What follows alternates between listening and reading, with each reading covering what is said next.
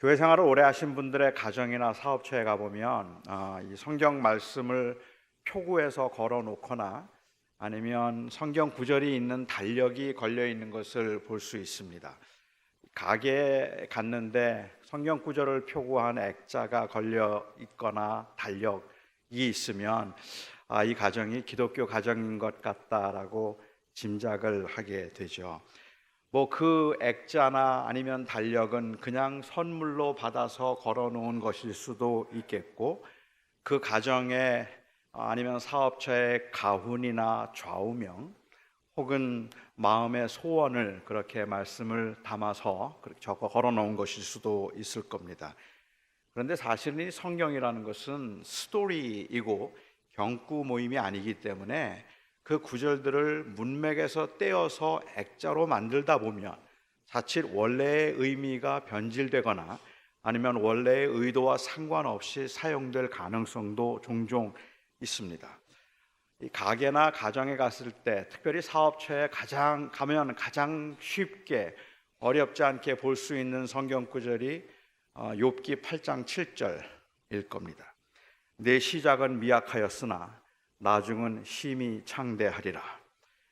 해석상의 적용이 다양한 것을 인정한다면 그래서 그것을 이 표구로 걸어놓은 것이 잘못되었다고 말할 건 아니겠다 싶습니다.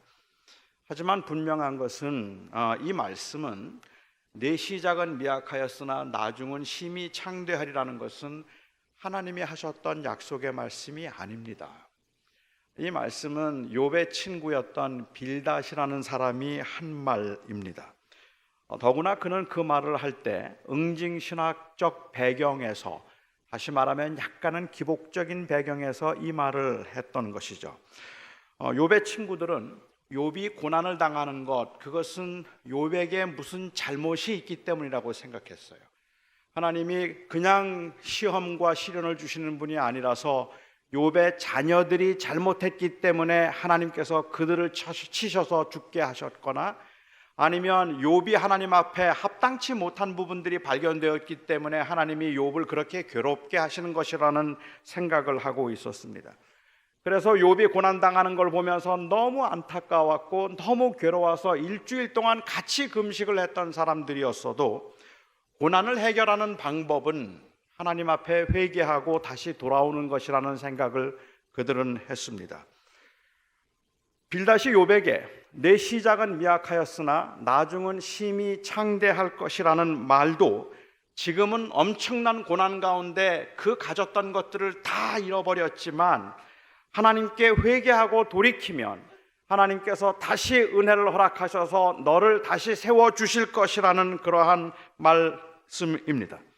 하지만 그의 말은 틀렸습니다. 욥이 고난을 당했던 것은 욥이 잘못을 했기 때문에 고난을 당한 게 아니었고, 욥의 자녀들이 먼저 그렇게 그 세상을 떠나게 되었던 것도 욥이 범했던 죄악이나 아니면 그 자녀들의 잘못 때문에 하나님께서 치신 것이 아니었다는 말이죠. 아마도 이 욥기를 읽으면서 우리는 종종 오해하는 것 중에 하나가, 제 생각에 오해하는 것 중에 하나가, 욥기의 주제가 어떤 고난과 환난을 당한다 할지라도 그 환난과 고난 가운데 불평하거나 원망하면 안 된다는 것이 욥기의 주제이거나, 아니면 욥기의 주제가 하나님께서 고난을 주실지라도 나중에는 창대케 하셔서 다 번성하게 하실 것이라는 것이 만일 그 주제였다고 한다면, 저는 그냥 욥기 1장과 2장까지만 있고 42장만 있으면 좋겠어요. 욥은 2장까지만 불평 안 해요. 3장부터는 출생한 날을 원망하고 그는 정말로 괴로워합니다. 욥기의 주제는 고난 중에 어떻게 불평하지 않고 감사해야 되는가 하는 것이거나, 아니면 고난은 모두가 다 그 잘못과 죄로 인하여서 당하는 것이기 때문에 그것을 회개하면 하나님이 다시 복을 준다는 것이 아니라, 욥기의 주제는 의인도 고난을 당한다는 겁니다. 그리고 의인도 고난을 당하지만 그 가운데에서도 사실 이 욥이 기대했던 것은 그 고난 중에도 욥이 하나님과 함께 하셨다는 사실입니다. 그런 의미에서 우리에게는 굉장한 위로가 되는 말이죠. 그러니까 빌닷은 기복적이고 응징적인 그런 신학적 전제에서 회개를 하면 복을 받게 될 것이라는 의미로 나중에 심히 창대하게 될 것이라고 말한 것입니다. 하나님께서는 그의 말이 틀렸다고 하셔서 욥이 그들을 위하여서 제사를 드리지 않으면 그들의 제사를 받지 않겠다고 하실 만큼 사실 욥이 당했던 고난의 원인은 그것이 아니었던 겁니다. 저는 이 말씀이 하나님이 하신 말씀이 아니라 빌닷이 한 말이라는 것을 너무 잘 알면서도 교회가 이런 잘못된 해석에 대해서 관대했던 이유가 혹시 이 세상에서도 잘되고 형통하고 성공하고 싶다는 이 욕망의 합리화는 아닐까 싶은 생각이 들었습니다. 아무튼 내 시작은 미약하였으나 나중은 심히 창대하리라는 말은 굉장히 듣기 좋은 말이고 위로가 되는 말이면은 틀림이 없기 때문에 그렇습니다. 사업처나 가정에 가면 우리가 볼 수 있는 또 다른 성경 구절 하나가 있다면 빌립보서 4장 13절 말씀일 것 같아요. 내게 능력 주시는 자 안에서 내가 모든 것을 할 수 있느니라 라는 이 말씀입니다. 이 말씀도 제가 이해하기에는 이 바울이 감옥에 있으면서 모든 상황에서 하나님의 주권을 인정함으로 자족할 수 있다는 의미에서 한 말이었지, 하나님의 능력 안에서 내가 원하는 건 다 이룰 수 있다는 그런 의미에서 한 말이 아니었습니다. 그런데 사람들은 이 말씀을 좋아하는 이유가, 내게 능력 주시는 자 안에서 내가 모든 것을 할 수 있다는 말을 좋아하는 이유가 하나님이 내게 능력을 주시고 능력의 하나님이 나와 함께 하시기 때문에 내가 원하는 것들은 다 이룰 수 있다는 의미로 오해를 하고, 그래서 이 말씀을 굉장히 좋아하는 것 같아요. 바울이 사실은 그 감옥에 있으면서 내가 자족하는 법을 배웠다고 이야기를 하고 있는데, 바울이 자족할 수 있다는 이야기는 현재의 상태에 만족할 수 있다는 의미는 아닙니다. 자족이란 상태에 대한 만족이 아니라 하나님의 주권에 대한 만족입니다. 그러니까 하나님께서 나를 가난하게 하시든 나를 부하게 하시든 나를 형통하게 하시든 나로 하여금 고난 가운데 처하게 하시든 하나님이 내 인생을 주관하시고 나와 함께 하신다면 나는 그것으로 만족할 수 있겠다, 그 안에서 위로를 받을 수 있겠다는 의미에서 한 말이라서, 내게 능력 주시는 자 안에서 내가 모든 것을 할 수 있다는 말은 내게 능력 주시는 자 안에서 내가 정말 그 하나님을 온전히 바라볼 수 있다는 의미이지 내가 원하는 것을 다 이룰 수 있다는 의미가 아닙니다. 하나님이 무엇이든지 다 할 수 있다는 전능하심을 믿는 것, 그건 우리 모두의 고백입니다. 그러니까 우리는 하나님은 무엇이든지 하실 수 있다고 믿습니다. 하나님께서 시은속 교회를 수원에서 가장 큰 교회로 만드실 수 있을까요? 아멘. 하나님은 시은속 교회를 한국에서 가장 큰 교회로 만드실 수 있을까요? 하나님의 능력은 당연히 가능합니다. 물론이죠. 아멘입니다. 하나님께서는 이 시은속 교회를 세계에서 가장 큰 교회로 만드실 수 있을까요? 아멘. 그런데 해 주실까요? 그건 몰라요. 우리는 하나님이 하실 수 있는가라는 능력을 의심하는 것이 아니라 우리가 가지고 있는 진정한 성도들의 고민은 과연 그것이 하나님이 기뻐하시는 일일까, 하나님이 하고자 하시는 일일까 하는 겁니다. 하나님은 우리를 세계에서 여러분들을 가장 큰 부자로 만드실 능력이 없는 게 아니에요. 그래서 우리는 사실은 하나님의 원하심을 내가 얼마나 잘 따라가며 그 앞에 순종할 수 있는가 하는 질문이, 어떻게 하면 내가 원함을 하나님의 능력에 그 의지해서 이루어낼 수 있는가 하는 것보다 훨씬 더 중요하다는 말입니다. 오늘 본문을 가지고 전능하신 하나님께서 큰 교회 건물을 짓지 못할 것이며 전능하신 하나님께서 부흥을 가져다 주지 못하겠느냐고 말하는 것 역시도 제가 보기에는 욕망의 합리화처럼 보인다는 말입니다. 주님께서 무엇이든지 할 수 있다는 능력이 아니라 주님께서 과연 무엇을 원하시는가 하는 하나님의 기대와 원하심이 더 중요한 것이기 때문에 그렇습니다. 저는 이런 두 가지의 예를 든 것처럼 말씀들이 때로는 이 문맥에서 떨어지면 자칫 잘못 적용될 수도 있는 것 같은데, 저희 집에는 표구된 성경 구절들이 하나도 없습니다. 말씀을 그렇게 사용하면 안 된다는 어떤 저 개인의 신념 때문에 그런 게 아니고 아무도 선물을 안 해줬어요. 그래서 저희 집에는 그 표구된 성경 구절이 없습니다. 그런데 만일 제가 좀 다른 생각을 하고 저희 집을 한번 하나님의 말씀으로 리데코레이션을 한번 해봐야 되겠다, 그렇게 한번 생각을 한다면 어떤 말씀을 가지고 저희 집을 리데코레이트 하면 좋을까요? 어떤 말씀을 붙여 놓으면 그러면 좋을까? 우선 저의 침실에는 제가 눈을 뜨면 보이는 그 벽 쪽으로 시편 127편 2절 말씀을 표구해서 제가 걸어 놓을 겁니다. 여호와께서 사랑하는 자에게 잠을 주시는도다. 그리고 제 아내가 눈을 딱 떴을 때 보는 그 벽에는 잠언 24장 33절을 제가 거기에 걸어 놓겠습니다. 내가 좀 더 졸자, 좀 더 자자, 좀 더 눕자 하면 빈궁이 도적같이 임하리라. 그 말씀을 저는 늘 묵상하도록 할 겁니다. 식당은 어떨까요? 식당에 제가 보는 벽 쪽에는 디모데전서 4장 3절 말씀 좋을 것 같아요. 음식은 하나님이 지으신 바니 감사함으로 받으면 버릴 게 없느니라. 좋은 말씀이잖아요. 제 아내가 마주보는 벽 쪽에는 잠언 4장 4절이 좋습니다. 사람이 떡으로만 살 것이 아니요 하나님의 입으로 나오는 말씀으로 살 것이니라. 아이들 방에는 잠언 13장 1절을 걸어 놓습니다. 지혜로운 아들은 아비의 훈계를 듣느니라. 그리고 화장실에는 빌립보서 3장 8절 말씀이 좋습니다. 내가 그를 위하여 모든 것을 잃어버리고 배설물로 여김은 그리스도를 얻기 위함이라. 그래서 볼일을 볼 때마다 그리스도가 나의 주님이시라, 모든 걸 다 배설물로 여깁니다라는 고백을 할 수 있으니까 너무 좋을 것 같아요. 자, 그러면 여러분 주방에는 어떤 말씀을 걸어 놓으시겠습니까? 주방에는 어떤 말씀이 잘 어울릴까요? 제가 여러 교회를 다니면서 이 큰 교회들 그 주방에서 가장 많이 보았던 성경 구절은 누가복음 16장 10절 말씀이었습니다. 지극히 작은 것에 충성된 자는 큰 것에도 충성되고 지극히 작은 것에 불의한 자는 큰 것에도 불의하니라. 이 말씀이 주방에 자주 많이 걸려 있는 이유는 주방에서 하는 일들, 청소, 봉사 이런 것들은 다 작은 일이고 사소한 일이라고 생각을 하고 선교, 전도, 설교 이와 같은 것들은 모두가 다 중요한 일이고 거룩한 일이라고 하는 이원화된 사고방식 때문에 그렇습니다. 성경을 공부하고 예배를 하고 제자 훈련을 받는 일은 귀하고 중요한 일이고 그 외의 일들은 모두가 다 사소하고 작은 일이라는 생각이 은연중에 사람들의 마음속에 있습니다. 그래서 작은 일에 충성해서 주방에서 하는 일이 별 볼 일 아닌 것 같지만 그렇지만 그 일에 열심히 충성하면 하나님께서 큰 일을 맡기실 것이라는 그러한 기대감을 갖고 있기도 합니다.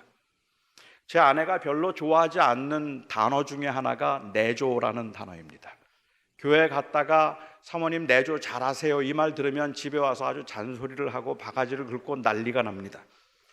그런데 제 아내가 내조라는 단어를 별로 좋아하지 않는 건 그 말 자체에 대한 불만 때문이 아니라 그 말에 대한 인식에 대한 불만입니다. 저는 목사로서 설교를 해야 되고 목회를 해야 되고 그래서 아주 중요하고 큰 일을 하고 있는데 그렇게 제가 목회하고 설교하는 크고 중요한 일을 잘 감당할 수 있도록 하기 위해서 사소하고 시시한 일들에는 가급적 신경을 쓰지 않도록 해야 하는 것이 내조이고 그래서 밥을 하고 아이들을 챙겨주고 집안의 그 사소한 일들을 돌봄으로 내조를 잘해서 목사인 제가 밖에 나가서 아주 거룩하고 위대한 일을 잘 할 수 있도록 그렇게 도와주어야 한다는 인식에 대해서 제 아내가 가지고 있는 거부감입니다. 부엌에서 일을 하는 것이나 아니면 아이를 돌보는 그것조차도 다 하나님의 거룩한 일이고 사소한 일이 아니라는 생각을 해야 하는데 그런데 그런 일들은 사소해서 그것을 통해서 큰 일을 하도록 하기 위한 것이라는 것은 틀림없는 이원화된 사고입니다. 아마도 사람들이 이런 인식을 갖도록 만드는데 결정적으로 이 기여한 영향을 준 말씀이 있다면 바로 오늘 본문의 사건, 오늘 본문의 말씀이 아닐까 싶습니다. 오늘 본문의 사건을 보면 예수님께서 주방에서 일하는 마르다보다는 주님 앞에서 턱을 괴고 말씀을 들었던 마리아를 더 칭찬하신 것처럼 보이기 때문입니다. 마르다는 만일로 분주했지만 몇 가지 혹 한 가지만이라도 족하다는 책망을 들은 것 같고 마리아는 좋은 것을 취하였으니 결코 그것을 빼앗기지 아니하리라고 말씀을 하셨는데, 그러면 이 마리아가 택한 좋은 것이 과연 무엇일까 하는 것이 저의 고민입니다. 말씀을 듣는 것, 그것이 마리아가 택한 좋은 것일까요? 저는 주님께서 이 사건을 통해서 말씀을 듣는 것과 종교적인 일들 혹은 이 세상의 다른 일들을 구분하는 이원화를 권장하셨다고 생각하지 않습니다. 그러니까 마리아가 택한 좋은 것은 하나님의 말씀을 듣고 있는 일이었다고 생각하지 않는다는 말입니다. 이 말씀을 좀 이해하기 위해서는 이 말씀 바로 이전에 나오고 있는 이 선한 사마리아 사람의 비유와 연관시켜서 생각해 볼 필요가 있을 것 같아요. 물론 이 두 사건은 아주 관계가 없는 사건이라고 볼 수도 있겠지만, 누가가 오늘 본문의 사건을 그야말로 느닷없이 선한 사마리아 사람의 비유 다음에 바로 이어서 이 사건을 기록하고 있는 것은 아주 절묘한 그 균형을 이루고 있다고 저는 생각이 됩니다. 한 율법학자가 예수님을 찾아왔습니다. 그리고 예수님에게 묻습니다. 선생님, 어떻게 하면 영생을 얻을 수 있겠습니까? 그는 이 대답을 이미 알고 있었기 때문에, 즉 자기가 가지고 있는 대답이 있었기 때문에 구도자적인 마음으로 주님께 정말로 영생 얻는 길을 얻기 위해서 물었던 것이 아니라 자기는 영생을 얻은 자라는 것을 주님께 확인시켜 드리기 위해서, 다시 말하면 자기의 의를 드러내기 위해서 했던 질문이었습니다. 주님께서는 그 율법학자가 묻고 있는 의도를 너무도 잘 알고 계셨기 때문에 오히려 반문하셨어요. 어떻게 율법에는 기록되어 있는가? 그러자 율법학자가 대답을 하죠. 하나님을 사랑하고 이웃을 사랑하면 된다고 되어 있습니다. 예수님을 시험하고 있다는 것을 알고 있었던 주님께서는 적어도 이 율법학자가 기대하고 있는 답이라는 그 관점에서는 내 말이 맞다고 생각이 되어서 내 말이 옳다라고 말씀하셨습니다. 그러니까 영생을 얻는 비결이 예수 그리스도를 주로 믿고 그를 의지함으로가 아니라 이웃을 사랑함으로 구원을 받는다는 의도에서 하신 말씀이 아니라, 내가 그것이 구원을 얻는 길이라고 생각하고 있다면 그러면 내 말도 맞겠지. 마음을 다하고 뜻을 다하고 정성을 다해서 하나님을 사랑하는 것에는 자신이 있었지만 이웃을 사랑한다는 건 좀 확인해 보고 싶었는지 모릅니다. 아니, 그것도 자신은 있었죠. 그래서 그가 묻습니다. 누가 우리의 이웃입니까? 누가 우리의 이웃입니까? 그리고 주님께서는 선한 사마리아 사람의 비유를 말씀해 주셨는데, 이 선한 사마리아 사람의 비유를 말씀하시는 그 말미에 주님께서 하셨던 질문이 저는 좀 재미있다는 생각을 했습니다. 내 생각에는 이 세 사람 중에 누가 강도 만난 사람의 이웃이 되겠느냐라고 질문을 하셨어요. 누가 내 이웃입니까? 라고 묻는 질문에 강도 만난 사람은 누구를 이웃이라고 생각하겠느냐라고 반문을 하신 것입니다.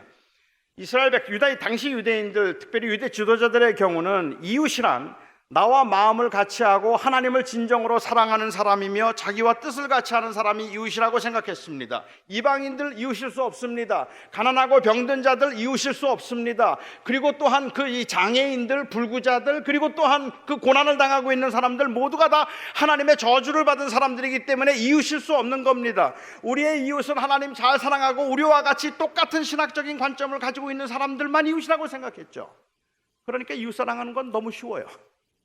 그래서 자기는 누가 우리의 이웃입니까? 라고 묻고 있었던 것입니다. 저는 오늘도 이것은 비슷한 현실일지도 모르겠다는 생각을 합니다. 교회에게 이웃이 누구냐고 물으면 교회는 거의 모든 교회가 가난한 사람이 우리의 이웃입니다. 병든 사람이 우리의 이웃입니다. 그리고 약하고 소외된 사람들이 우리의 이웃입니다라고 다 대답을 합니다. 그런데 정작 문제는 병들고 가난하고 외로운 사람들이 교회를 이웃이라고 생각해 본 적이 있는가 하는 겁니다. 우리는 그들을 이웃이라고 말하는데 그들은 우리를 이웃이 아니라고 생각해요. 한 번도 찾아온 적이 없으니까, 한 번도 도와준 적이 없으니까. 그러면서 우리는 여전히 그들이 우리의 이웃이라고 말하고 그들은 우리의 이웃이 아니라고 생각하는 현실에서 오히려 예수님께서는 말씀하시기를 누가 우리의 이웃입니까? 라고 묻고 있는 그에게 그들은 누구를 이웃이라고 생각할까? 라고 그렇게 반문을 하신 것입니다. 아무튼 선한 사마리아 사람의 이 비유를 보면 한 사람이 예루살렘과 여리고 그 사이 그 길에서 강도를 만나서 거반 죽게 되었습니다. 본문은 강도 만난 사람이 누구인지를 밝히지 않고 있습니다. 주님의 의도를 생각해 볼 때는 이 강도 만난 사람이 사마리아 사람이라고 보기는 조금 어려울 것 같기는 해요. 왜냐하면 사마리아 사람이었다면 사마리아 사람이 사마리아 사람을 도우는 것은 그냥 사마리아 사람이기 때문에 도와주었다는 논리가 가능해지기 때문에 그렇죠. 아마도 유대인이었을 가능성이 더 높다고 저는 생각을 하지만 한국 사람이었다고 하더라도 크게 차이는 없을 겁니다. 예수님은 이 비유를 예루살렘에서 여리고로 가는 길에서 발생한 사건으로 설정을 하셨습니다. 한 25km 정도 되는 험하기로 소문난 길에서 정말로 한 사람이 강도를 만나서 죽게 되었습니다. 그 앞을 제사장이 지나갔고 그 앞을 레위인이 지나갔습니다. 일반 유대인들이 아닌 보통 사람들이 아닌 종교인들, 레위인들과 그리고 또한 이 제사장을 설정하셨다는 것도 무척 재미있는 모습이라고 볼 수 있을 것 같아요. 예루살렘에서 여리고로 내려가는 길이었다면 당시에 많은 제사장들과 레위인들이 여리고에 살면서 예루살렘에서 제사를 하고 있었으니까 한 25km 되는 곳에 떨어진 예루살렘에서 예배 마치고 제사하고 그리고 주님 앞에서 그들이 감당해야 될 의무를 다 감당하고 집으로 가는 길에 강도 만난 사람을 본 것입니다. 저는 이들에게 불쌍히 여기는 마음이 없었다고 생각되지 않습니다. 불쌍했을 겁니다. 무서웠을 겁니다. 그런데 너무 피곤했어요. 그리고 너무 무서웠어요. 그래서 강도 만난 사람을 보면서 그들은 도와주지 않고 그냥 지나쳤는데 피곤해서일 수도 있겠고 또한 무서웠을 수도 있겠지만 오늘 주님께서 비유에서 특별히 다른 사람들이 아닌 종교인들을 설정해서 이 비유를 말씀하고 계시다면 아마도 이 비유를 통해서 주님께서는 하나님을 사랑하는 것과 이웃 사랑하는 것을 대조해서 말씀하고 계신다고 볼 수 있을 것 같아요. 이들이 예루살렘에서 하나님을 사랑해서 예배를 하고 종교적인 예식을 다 마치고 난 다음에 내려가는 길에 강도 만난 사람을 만났는데 그를 도와주지 않았다고 얘기를 하는 거죠. 그러면 이웃은 사랑하지 않고 하나님을 사랑한다는 것 그것만으로 될까? 정말로 하나님을 사랑한다는 것이 어떻게 표현되어야 될까를 이야기하고 있다면 아마도 여기에 종교인들이 종교적인 의무를 다한 것으로 자기들에게 주어진 다른 책무를 다하지 않는 것 그것을 경계하셔서 하신 말씀이라고 볼 수도 있겠다는 말입니다. 그러니까는 그리고 나서 바로 이어서 이 마르다와 마리아의 사건을 말씀하셨습니다. 그러니까 이 사건을 보면서 말씀을 듣는 것이 바로 종교적인 행위라서 주님의 말씀을 듣는 것이 주방에서 일하는 것보다 더 낫다든지 아니면 주님의 말씀을 듣는 것이 그냥 힘들고 어려운 사람들을 도와주는 것보다 더 중요한 일이라고 생각하거나 하나님의 말씀을 듣고 예배하는 그 일을 위해서는 주방에서 일하는 사람들을 힘들게 일하는 사람들을 도와주지 않아도 된다는 그러한 입장에 합리화이어서는 안 된다는 말입니다. 이 주님의 일과 그리고 교회에서 말씀을 배우는 것과 사회 정의나 일상적인 책임 이것보다 그것들이 더 우선되어서 그 일을 위해서 우리에게 주어진 마땅한 일상에서의 책임을 다하지 않아도 된다고 생각한다면 그것은 사마리아 사람의 비유와 상충되는 가르침입니다. 저는 그게 주님의 의도가 아니었다고 생각합니다. 그렇다면 주님께서는 왜 이 말씀을 하셨을까요? 이 말씀의 의도는 무엇이었을까요? 누가는 그냥 한 마을이라고 기록하고 있지만 요한은 이 마을이 베다니였다고 그렇게 이야기를 합니다.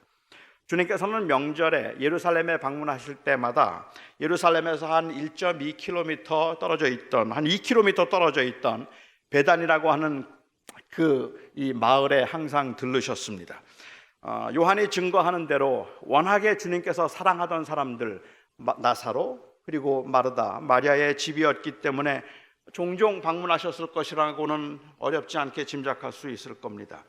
한글 성경에서는 마르다를 언니라고 그렇게 번역을 했는데 아마도 예수님을 초대하고 그리고 예수님을 대접했던 주체가 마르다라서 그렇게 기록했는지는 모르겠어도 실제로는 누가 언니인지 잘 모릅니다. 그냥 시스터라고 되어 있으니까 마리아가 더 언니일 수도 있고 마르다가 언니일 수도 있어요.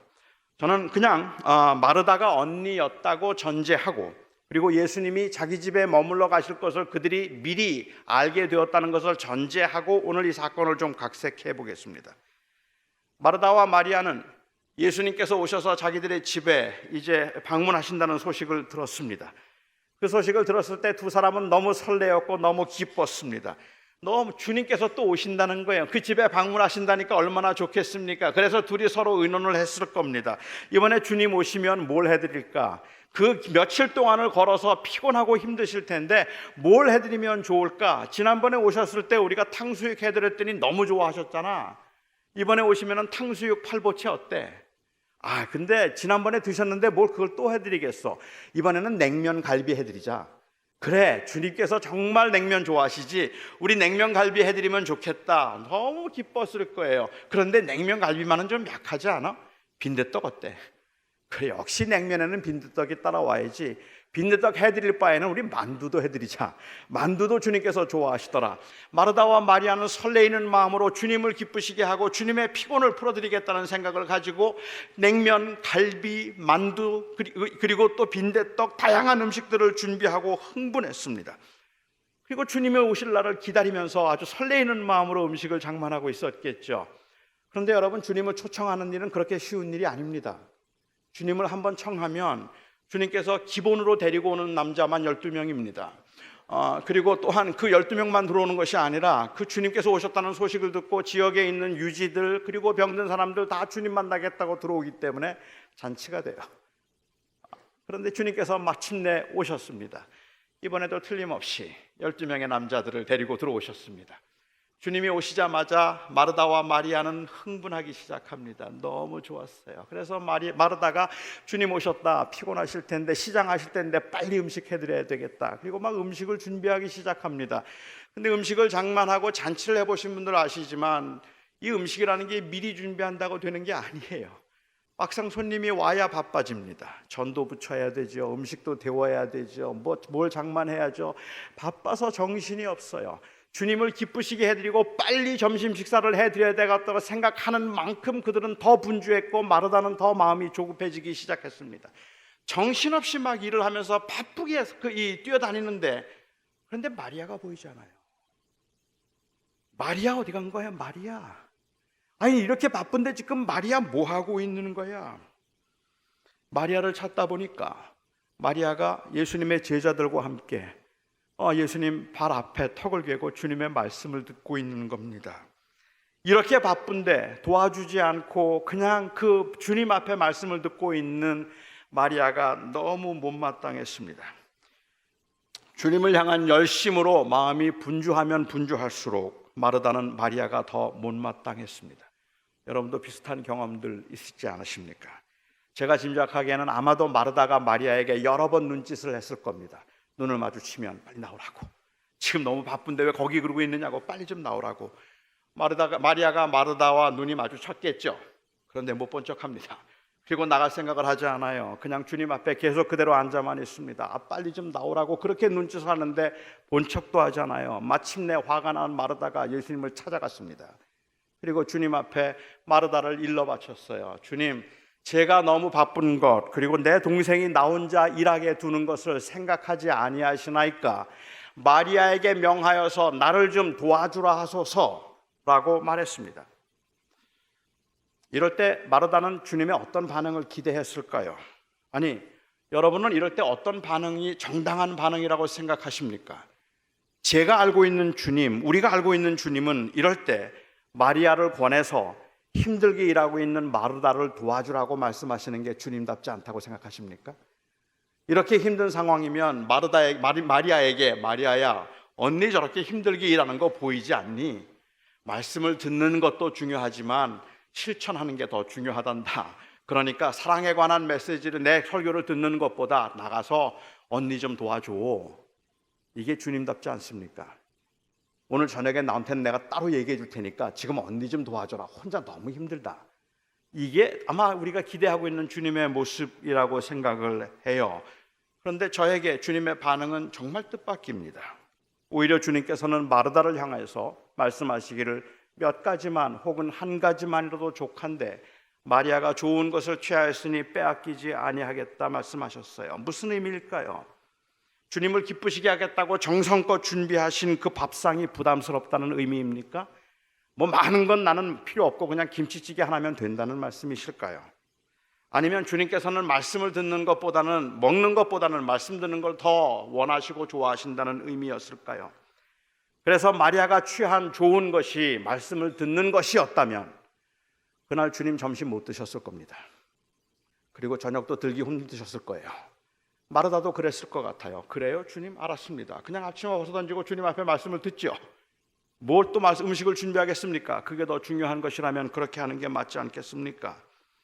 아마 마르다도 치마를 벗어던지고 이 앞치마를 벗어던지고 주님 앞에 턱을 개고 앉았을 겁니다.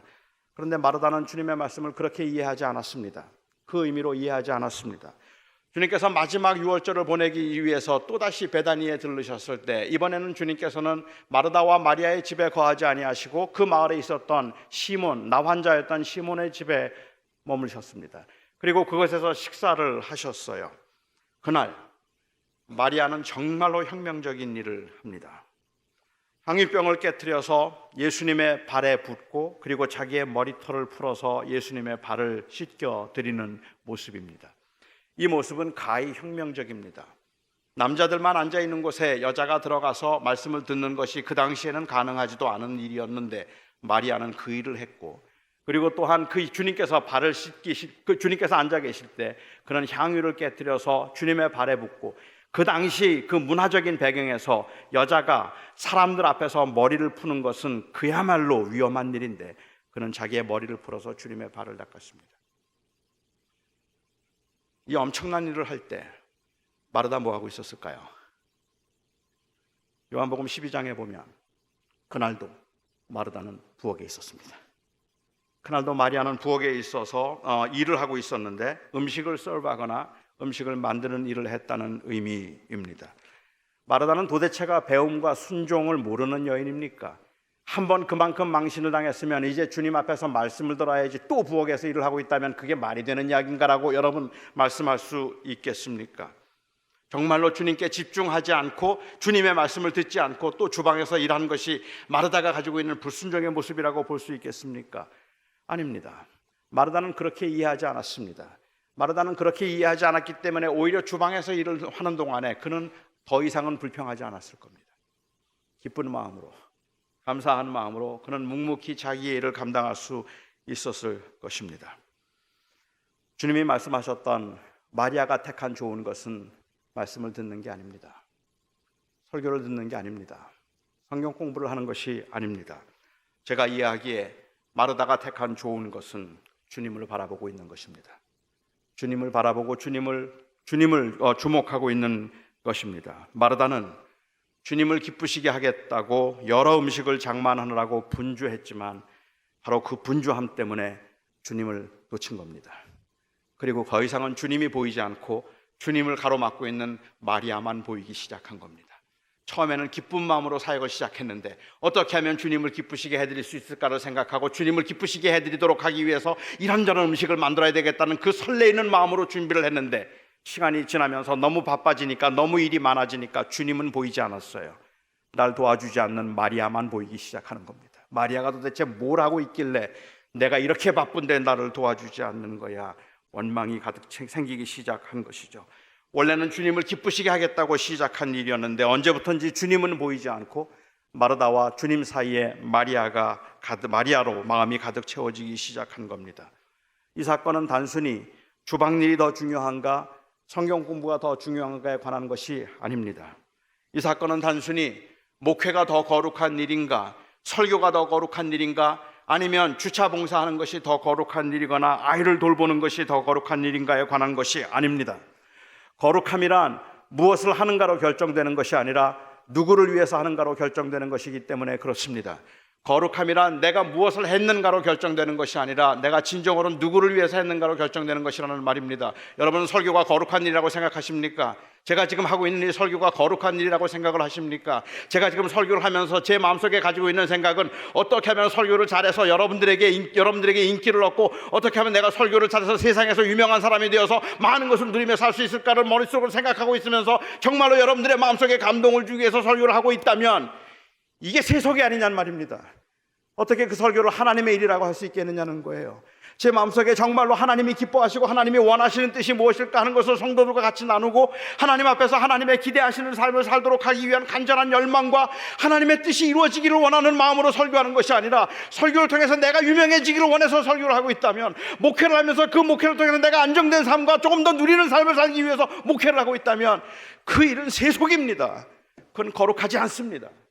무엇을 했는가로 거룩이 결정되는 게 아니라는 말입니다. 누구를 위해서 했는가로 결정되는 겁니다.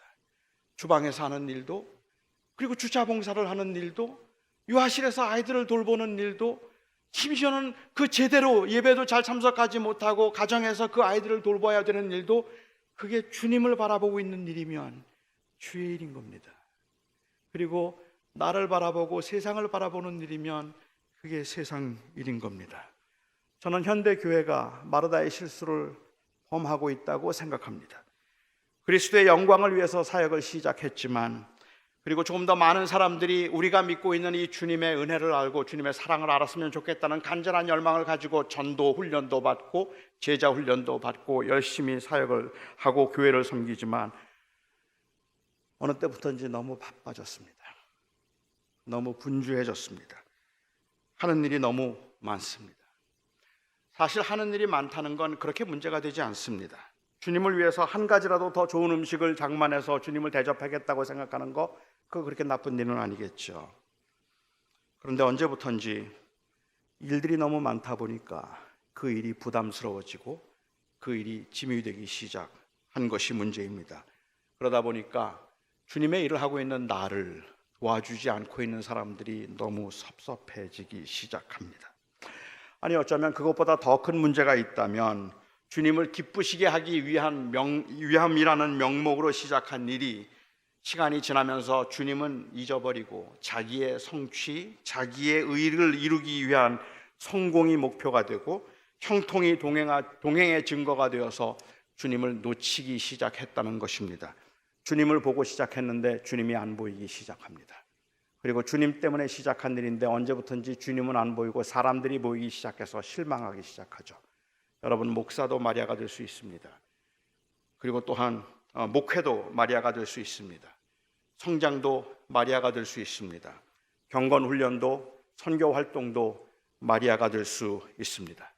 모든 것들이 다 필요하고 중요한 것들이지만, 그것들이 주님을 바라보는 우리의 시선을 가리고 사람들을 보게 만들고 나를 보게 만들 때, 그때 그것들은 다 마리아가 될 수 있습니다. 어느 외로운 할머니 한 분이 너무 외로워서 애완용 동물을 말벗이 필요했습니다. 그래서 애완용 동물 가게에 가서 앵무새 한 마리를 구입했어요. 앵무새를 사면서 주인에게 거듭 확인을 했습니다. 제가 외로워서 지금 이 새를 삽니다. 이 앵무새가 말을 잘하죠? 그럼요. 너무 말을 잘합니다. 너무 수다스러워서 탈입니다. 말 잘합니다. 그래서 할머니가 앵무새를 사갔어요. 다음날 할머니가 오셨습니다. 새가 말을 안 해요.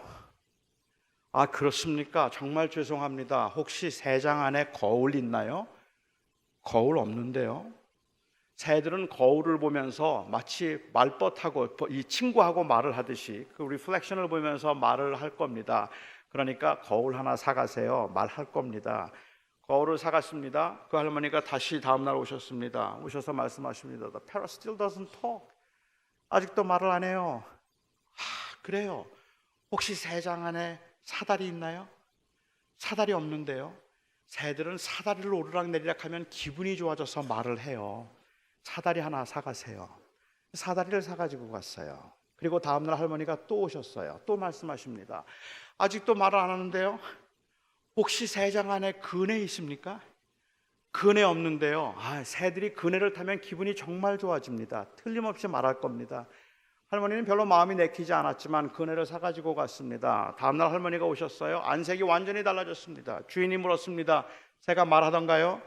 그러자 할머니가 대답합니다. 아니요. 새가 죽었어요. 너무 죄송합니다. 그런데 정말로 새가 죽을 때까지 한마디도 하지 않던가요? 새가 죽을 때 한마디 하고 죽었습니다. 뭐라 그러던가요? 새가 죽으면서 말하기를 그 가게에 먹을 건 팔지 않던가요? 그 말하고 죽었습니다. 물론 만들어내는 이야기입니다. 굶어 죽었습니다. 새가 말하도록 하기 위해서 그네도 준비하고 사다리도 준비하고 거울도 준비했는데 먹을 걸 주지 않았습니다. 그리고 새는 굶어 죽었습니다. 저는 어쩌면 오늘날 교회에서 예수님이 질식하고 계시다는 생각을 할 때가 있습니다. 너무 많은 프로그램들이 있어서 때로는 훈련을 하고 이런 예배가 있고 그 모든 것들을 하는데 정작 주님을 바라보고 있는 건 아닌 것 같다는 생각이 들죠. 정작 주님으로 인하여서 그 마음이 채워지고 나로 하여금 이 자리에 있게 만들고 나로 하여금 이 세상을 살아가게 만들었던 그 주님은 내 안에서 보이지 않고 오히려 그런 여러 가지 일들로 인하여서 너무 분주해지고 복잡해져서 사람들이 모이기 시작하고 그리고 원망과 불만 또 실망 이런 것들이 가득 차 있는 것이 어쩌면 우리들의 모습일지도 모르겠다는 생각을 합니다. 저는 지금까지 제가 만나는 많은 분들이 주님 때문에 실망해서 교회를 떠난 분들은 보지 못했어요. 주님보다는 사람들 때문에 실망하고 교회를 떠나고 사역을 그만둡니다. 그런데 주님 때문에 시작한 일이 너무 사람만 보여서 그런 거죠. 그 사람을 넘어서 주님을 바라보려는 그 노력이 필요할 겁니다. 때로는 비전이라는 이름으로, 때로는 선교라는 명목으로, 때로는 성장이나 성공이라는 이름으로, 때로는 성화와 성숙이라는 이름으로 많이 분주하고 바쁜데 혹시 그 와중에 나보다 더 앞서가는 사람들이 보이기 시작하고 내가 섬기는 교회보다 더 빨리 성장하는 교회들이 보이고 나보다 더 쉽게 유학 가는 친구들이 보이고 그리고 더 성숙해 보이는 사람들이 보이기 시작해서 마치 그들과의 치열한 경쟁이 거룩한 영적인 싸움이라도 되는 것 마냥 열심을 내는 그 모습, 뭔가 잘못됐단 말입니다. 우리는 그 가운데 정말 잃어버린 것이 무엇인가를 생각해 보아야 되고 정말로 그리스도가 나로 하여금 이 땅에서 사역을 감당하며 주를 섬기며 살아가게 만드는 원인인가를 생각해 보아야 될 겁니다. 우리는 그리스도의 은혜 때문에 그리스도에게 헌신된 사람임에도 불구하고 우리를 좌절하게 만들고 우리를 우쭐하게 만들고 그리고 우리를 또 힘들게 만드는 것들은 모두가 다 때로는 우리의 업적이거나 아니면 주변의 환경인 경우들이 너무도 많았던 것 같습니다. 바울은 2차 전도 여행을 하는 중에 예루살렘에 가고 싶어 했습니다. 하지만 성령께서 막으셔서 그는 예루살렘에 갈 수는 없었고 마게도냐로 이제 가게 되죠. 복음의 진보가 있기는 했지만 마게도냐에서의 사역은 그렇게 성공적인 사역은 아니었습니다. 그리고 3차 전도 여행 때 바울이 그렇게 원했던 대로 에베소에서 사역을 할 수 있게 되었습니다. 바울의 생각이 맞았습니다. 에베소에서 그가 3년 동안 사역하는 동안에 바울은 놀라운 부흥을 경험합니다. 아시아에 있는 모든 사람들이 두란노에 와서 하나님의 말씀을 들었다고 했고 바울의 손수건을 얹기만 해도 병들이 나는 놀라운 역사들이 일어났습니다. 그뿐만 아닙니다. 사람들이 변하기 시작하는데 마술을 하고 점을 치던 사람들이 자기들이 마술하고 점 치던 것들을 다 가져와서 그 책을 다 태워버렸어요. 지금으로 한다면 50만 불쯤은 된다고 합니다. 놀라운 변화가 일어나서 온 도시가 다 복음화되는 것 같은 그러한 놀라운 때였어요. 그때 사도행전 19장에 보면 사도 바울이 제자들을 모아놓고 내가 로마도 보아야겠다라고 이야기를 합니다. 아마도 이 말씀을 주목해서 기록하고 있는 누가는 많이 걱정했을 겁니다. 여러분 아시겠지만 바울은 걸어다니는 종합병원입니다. 이 당시가 한 50 조금 미처 못됐거나 50쯤 되었을 텐데 워낙에 매도 많이 맞았고 워낙에 많이 아픈 사람이고 그리고 등이 심하게 굽었던 곱치였고 눈도 제대로 보지 못하고 간질을 가지고 있던 사람이었고 너무 많이 아픈 사람이기 때문에 이제 사역에 성공해서 에베소에서 그만큼 대교회를 이루었으면 좀 쉬어야 돼요. 그런데 그가 로마를 보아야 되겠다고 말합니다. 아마도 누가는 그것을 의미심장하게 생각하고 이 사도행전을 끌어가고 있다고 생각해요. 도대체 바울의 비전의 끝은 어디입니까? 에베소에서 그 성공이 만족스럽지 못해서 그거에 만족할 수 없어서 이제 대도시 로마에 가서 이 부흥을 꿈꾸고 있는 겁니까? 누가는 이 바울의 비전에 주목했고 사도행전은 바울이 마침내 로마에 가는 것으로 끝나게 됩니다.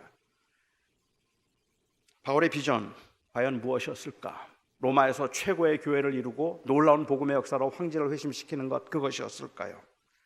그렇게 로마로 간 바울이 2년 동안 옥에 갇히게 됩니다.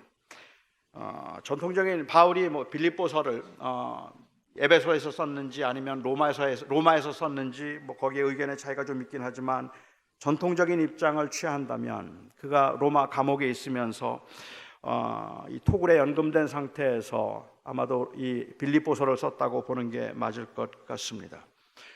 빌립보서 1장을 보면 바울은 그 감옥에 좀 갇혀 있는 시간이 길어지면서 굉장히 많이 불안했던 것 같아요. 죽을지도 모른다는 생각을 했던 것 같습니다. 그래서 그가 고백하는 것처럼 내가 주님과 함께 있는 것을 더 주님께서 나를 데려가셔서 이제 쉬는 것을 더 원하지만 하나님께서 나를 살려주셔서 너희를 보게 하신다 할지라도 그것도 좋다고 말할 만큼 그런 죽음에 대한 죽음을 기대하고 얘기하고 있었던 것 같습니다. 빌립보 교회 교인들도 바울을 심히 염려했습니다. 그런데 바울이 그 빌립보서에서 하는 말이 내가 기뻐하고 기뻐한다 말합니다. 내가 굉장히 기뻐하는 것 두 가지를 1장에서 얘기해요. 내가 이 감옥에 갇힘으로 시위대에 있는 사람들이 내가 여기에 왜 갇혔는지 알게 되었다는 것을 인하여서 기뻐한다. 내가 또 하나 기뻐하는 것이 있다면 내가 이 감옥에 갇힘으로 나를 시기하고 미워하는 사람들이 열심을 내어서 예수 그리스도의 복음을 전한다는 말을 들었는데 시기로 하든 분냄으로 하든 전파되는 것은 그리스도니 오직 예수 그리스도가 전파된다면 나는 기쁘다. 이게 대교회, 소위 말하는 대형교회 담임 목사가 할 말입니까? 그렇게 큰 교회를 목회하던 목사가 더 큰 교회를 하기 위해서 로마에 갔다가 감옥에 갇혀서 2년 동안 있으면서 죽을지도 모르는 상황에 처해 있으면서 할 말입니까? 여러분, 바울의 비전이 무엇이었다고 생각하십니까? 바울의 비전이 대교회에서 사역하는 거요? 복음을 로마에서 온 땅에 전파하는 거요? 아니요. 바울이 가지고 있던 비전은 단순히 어느 나라에서 얼마나 크게 하는가가 아니라 바울의 비전은 오직 예수였어요. 그렇기 때문에 교회가 크지 않아서 시위대에 있는 사람들이 예수 그리스도를 알게 되었다는 사실과 나를 시기하는 사람들이 내 갇힘 때문에 복음을 전하게 되었다는 사실로도 나는 기뻐한다. 왜? 예수가 전파되니까. 예수면 나는 기쁘다. 그게 바울의 비전입니다. 로마가 아닙니다. 그 끝에 가서라도 그냥 그리스도를 드러내고 싶었던 겁니다. 교회 성장은 우리의 비전일 수 없습니다. 우리의 성장은 그냥 얼마나 많은 사람들이 모이는가일 수 없습니다. 어떤 상황에서도 우리 그리스도인들의 비전은 그리스도가 존귀케 되는 겁니다. 뉴게이트에서 런던까지 화형을 당하기 위해서 예수를 믿었다는 이유 때문에 화형을 당하면서 갔던 그 존 브래드포드가 그 긴 시간을 마차를 타고 끌려가면서 그 뉴게이트를 떠나서 런던에 이를 때까지 Christ, Christ, none but Christ, 그리스도, 그리스도, 오직 그리스도, 그리스도, 그리스도, 오직 그리스도, 그리스도, 그리스도. 그리고 마침내 그를 끌어다가 그 나무단 위에 올려놓고 불을 붙여서 그의 마지막 호흡이 끊어지는 그 순간까지 그리스도를 외치고 그가 죽을 수 있었던 것은 그 안에 있는 비전은 단순히 선교를 통한 성공이 아니라 예수였기 때문인 겁니다. 그게 바울의 비전이었던 겁니다. 오늘 예수님께서는 마르다에게 말씀하고 계시는 겁니다. 너 나보고 시작했는데 왜 나를 안 보고 마리아를 보고 실망하니? 무엇 때문에 내가 그렇게 낙심하니? 그 모든 상황에서 우리가 바라보아야 할 대상은 오직 그리스도밖에 없단 말입니다. 우리의 사역을 통해서, 교회를 통해서 우리가 높이고 싶은 것은 오직 예수 그리스도만 높이고 싶은 겁니다. 요즘은 교회에서도 종종 내려놓음, 자기 비움에 관한 이야기들을 많이 합니다. 저는 그 이야기가 틀리지 않았다고 생각을 해요. 너무 세속적이고 그리고 너무 소유에 치중해 있는 이 시대를 보면서 교회에서 내려놓음에 관한 이야기, 비움에 관한 이야기를 하는 건 참 좋은데 저는 그 얘기가 틀렸다고 생각하지는 않지만 많이 아쉽습니다. 내려놓음으로 이야기하면, 비움으로 이야기하면 목사들이 아무리 애를 써도 스님 못 따라갑니다. 스님들이 더 잘 비워요. 그리고 스님들이 더 잘 낮출 수 있을 겁니다. 저는 그리스도인들의 궁극적인 경건의 목적, 삶의 목적은 내려놓음이 아니라고 저는 생각합니다. 교회의 궁극적인 목적은 내려놓음이 아니라 올려드림입니다. 그리스도인들의 궁극적인 목적은 단순히 비움이 아니라 채움입니다. 우리는 살아도 죽어도 어떤 상황에서도 그리스도를 높이고 싶은 것이지 나의 경건을 나타내고 싶은 게 아닌 겁니다. 나를 드러내는 것이 아니라 그리스도를 드러내고 싶을 만큼 그리스도께서, 하나님께서 예수 그리스도를 통하여서 우리에게 주신 이 복음의 은혜는 놀랍고 큽니다. 어쩌면 우리 교회가 그리스도라는 이름으로 이 자리에 존재함에도 불구하고 예수님을 잃어버렸는지도 모릅니다. 너무 분주해서 너무 많은 것들을 이루느라고 그리스도를 바라보고 있지 못한 것은 아닐까라는 그러한 생각도 들기도 합니다. 사랑하는 우리 시은석 교회 성도 여러분, 하나님께서 우리들에게 기대하시는 것은 무엇일까? 우리로 하여금 훌륭하고 아름다운 일들을 이루어내고 그 일들을 이루도록 하기 위해서 그냥 열심히 경쟁적으로 살아가서 끝에 무언가를 성취해내는 것을 주님께서 기대하기보다, 저는 주님께서 정말로 기대하는 것은 그 모든 과정들을 통해서 주님과 동행하는 것이라고 생각합니다. 내가 너를 위하여 죽었다. 그리고 내가 너를 사랑한다. 너 나 없이는 못 산다. 그것이 주님께서 우리들에게 하시는 말씀이고, 우리가 사역을 하면서 우리가 해야 되는 고백이 있다면, 우리가 진정을 하고 싶은 고백이 있다면, 주님 없이 우리는 아무것도 아닙니다. 애석하게도 오늘날 이 서점에 나와 있는 책의 제목이 예수 없는 교회, 예수 없는 사회, 예수 없는 제자, 너무 가슴 아픈 이야기들 아닌가 말입니다. 저는 이 교회 안에서 예수 없는 교회가 아니기를 바라고, 예수 없는 훈련이 아니기를 바라고, 예수 없는 그러한 이 사역이 아니기를 바랍니다. 오직 예수 때문에 그 예수님과 함께 동행하는 여러분들의 사역이 되고 저의 사역이 될 수 있기를 바랍니다. 기도하겠습니다.